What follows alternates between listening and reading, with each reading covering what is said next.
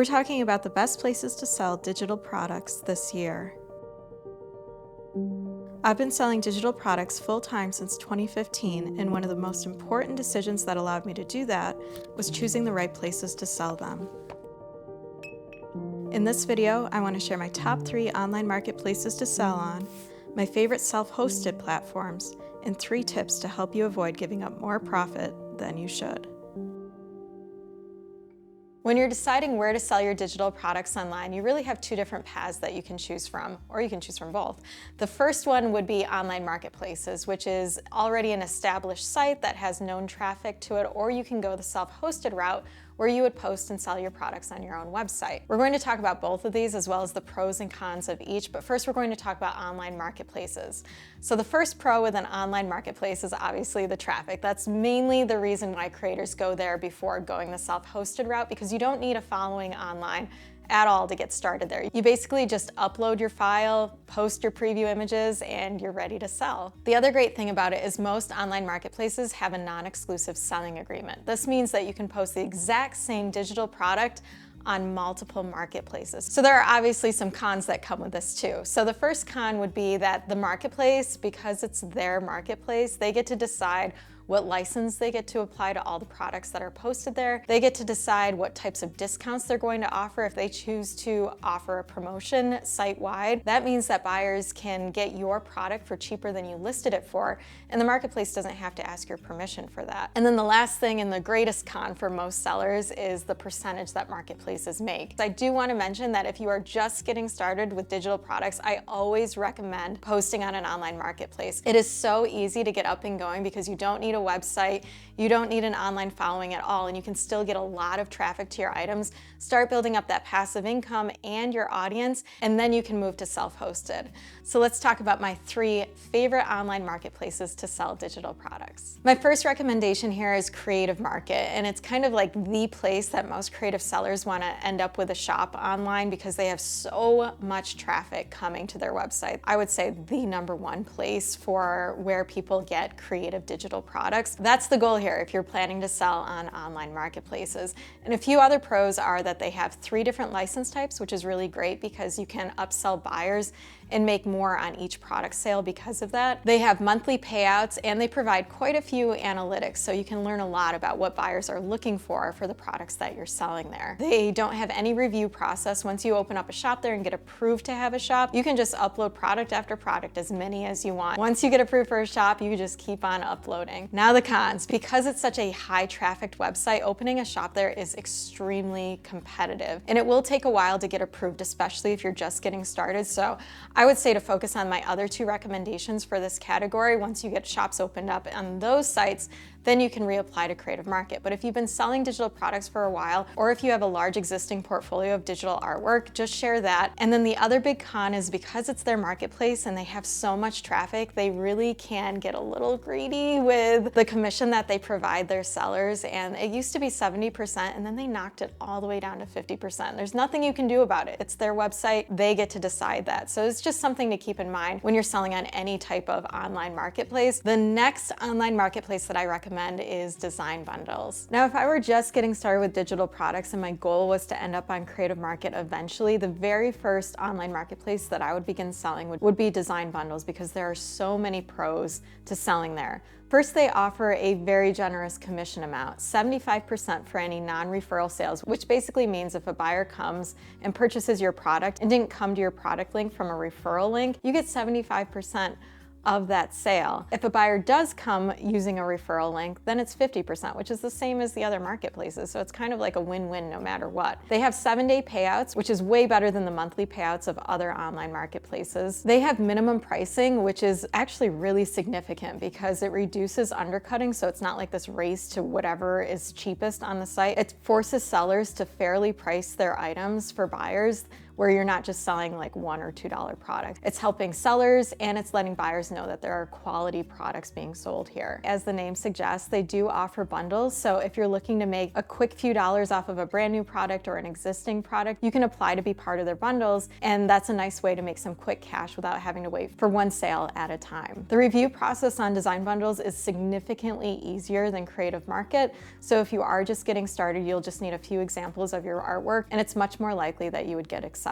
On the con side, they have 2 licenses, and their default license is a commercial license, which means anyone who buys your product has the rights to incorporate it into new items that they can then list for sale. And then the last con that I listed was because they have a lot of bundles, and if you're incorporating your product into their bundles, it could give a lower perceived value of your item because obviously bundles are offered at a discounted rate. Now on to my last recommendation, which is the Hungry JPEG. While design bundles would be my #1 choice if you're not quite ready to apply to Creative Market, the Hungry JPEG doesn't have quite as many pros, but it's still a very solid second place for me. So they offer a 50% commission, monthly payouts, and then like design bundles, their shop approval process is significantly easier than Creative Market. They do have bundle options just like design bundles, so if your item is included in one of their bundles, it could be a really nice way to make some quick cash. On the con side, they only offer 1 license, and in full transparency, this is the reason why I don't personally sell on the Hungry JPEG, but if I were just starting out, I would definitely consider it. You just want to be aware of what that 1 license covers because it does allow extremely wide usage permissions of any products that are purchased there. So that covers all of my recommendations for online marketplaces, and you may have been expecting some other marketplaces mentioned here like Etsy,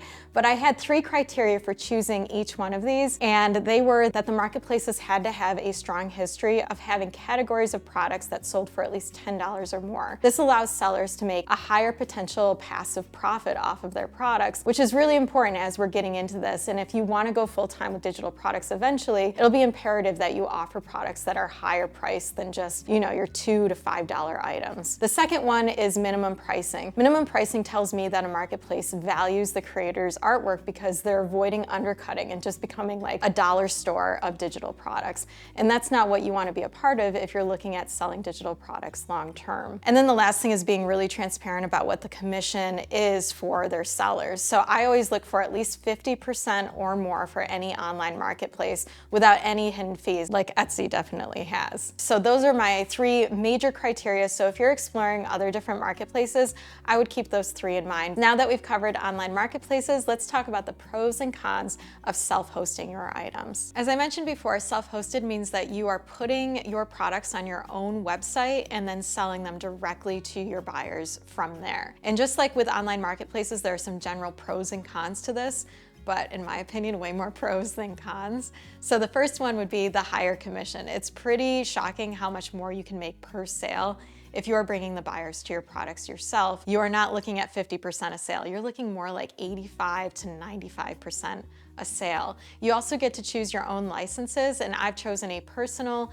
and commercial license for my products. You also get to choose your own custom discounts when you're going to run those. In addition to all that, you get to decide what your interface will look like and the types of experiences that you want your buyers to have. Now, on the downside, the big con here is that you do have to bring all the traffic. So I would recommend pursuing this once you have a small following, or if you're planning on doing some paid ads or YouTube videos promoting your products, any way to drive traffic to your products.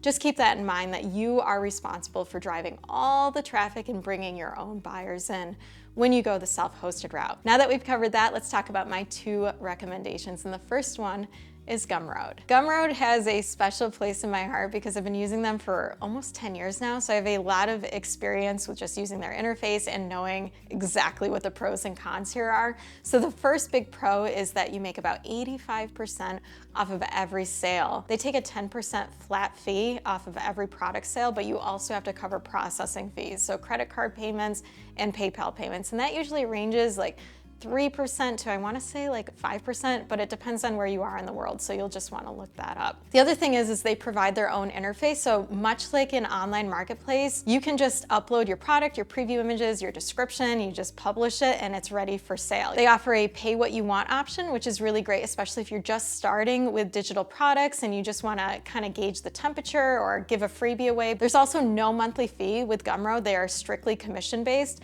so it's kind of nice knowing that you only have to pay for using Gumroad when your products are actually selling. And then finally, you get weekly deposits. So whatever you sold the week before, you're going to get it into your account the week after. On the con side, in my experience using Gumroad, I've noticed that some of our international students can sometimes experience difficulties with card processing, whether it's a typical credit card or even sometimes PayPal. There are limited shop design options if you choose to use your own website with Gumroad. They do have an API so you can integrate it with many CMSs. For me, I had WordPress, so I used their WordPress plugin, and it just gave our buyers a bit of a more custom experience, but it is pretty limited, so something to keep in mind. And then finally, I want to say, like, over the past 4 to 5 years, they've changed their commission structure like every single year. So I have to put that in the con column. Despite these cons, I've just enjoyed my experience with Gumroad so much because when I was just starting, I could literally just upload a product and get selling. I didn't even need to have a website. So all of these things combined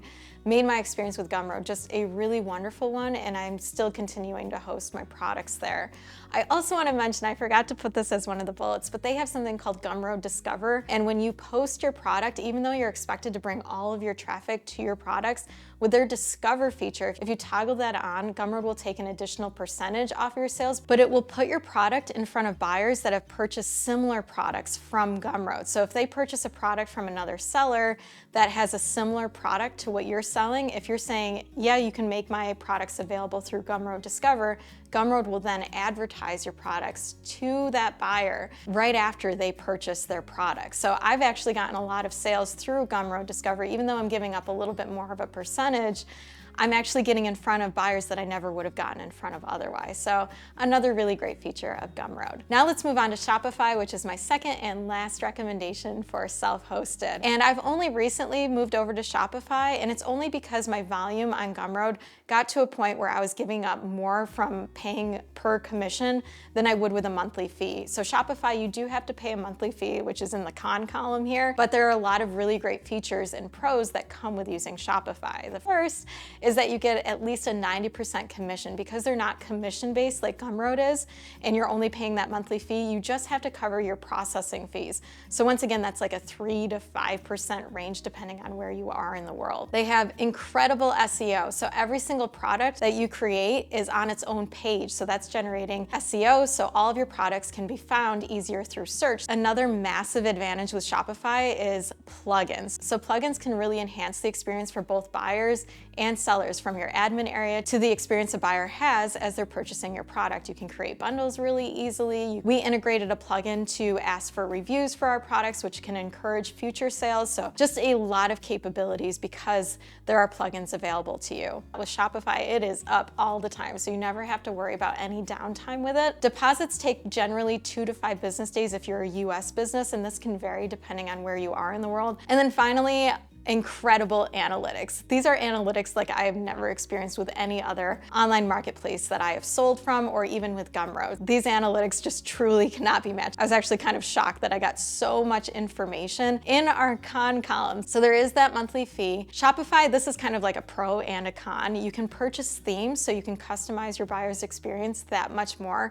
But because you can set up your own theme and integrate plugins, it can be a bit more complicated of a process to get set up. Obviously, there are just massive advantages once you are set up. The last con that I listed here, and this is also a plugin, is because we're selling digital products, we want to make sure we're delivering our digital downloads in a very secure way. So we're using a third party called SendOwl, and unfortunately that comes with an additional monthly fee. So between the monthly fee of SendOwl and Shopify, we just had to do the math to make sure that those costs were still less than what we were losing from the commission fee with Gumroad. It just made more sense to us to begin moving over to Shopify. I know that was a lot of information to give you all at once. So to make things super, super easy, I've put all this information into a free downloadable PDF, and I'll leave that link right below the like button, and I'll see you next week.